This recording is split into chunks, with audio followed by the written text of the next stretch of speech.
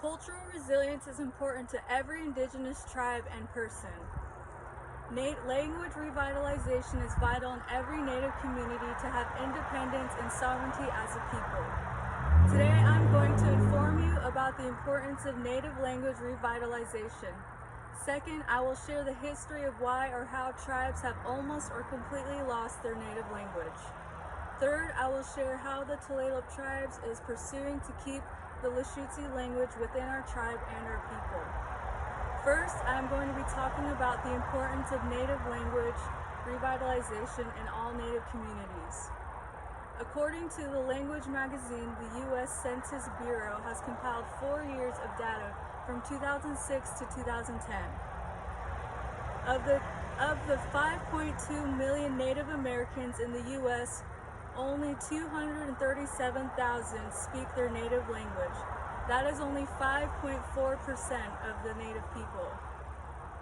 Revitalizing language and persevering it is important because Native language is a part of who we are as a people and a tribe.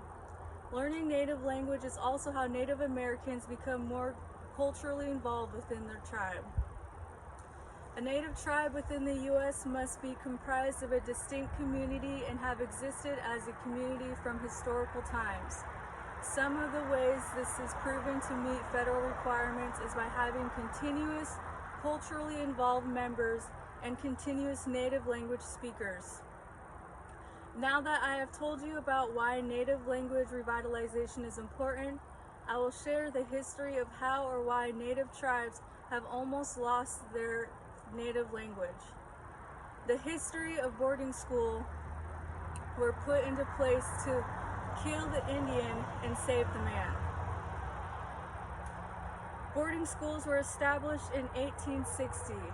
In implementing boarding schools, Native children were stolen and or forced into attending these schools. In these schools, the children's culture and native language were beaten out of the children.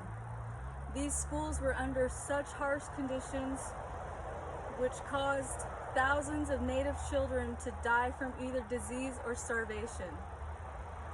This caused a significant decrease in Native languages being spoken. The history of the Indian Religious Crimes Code was developed in 1883 by Secretary of Interior Henry Teller. According to a journal article written by Lee Irwin, this was created to prohibit Native American ceremonial activity under pain of imprisonment. The consequences of trauma our ancestors faced caused them not to pass on their native language from the trauma they were forced from either shame, fear, or just forgetting their language. Now that I have told you about the importance of Native language revitalization and the history of how Native language was suppressed in Native communities, now I will be sharing solutions of how Native languages are being revitalized by using the Tulalip tribes as an example of what the Tulalip Language Department has been doing to revitalize the Lushootseed language. According to an article titled Teaching Lushootseed to Future Tulalip, written by Kim Caliber, she shares how the Lushootseed Language Department has been on a mission for nearly 3 generations to reintroduce the ancestral Salish language back to the modern day life of Tulalip.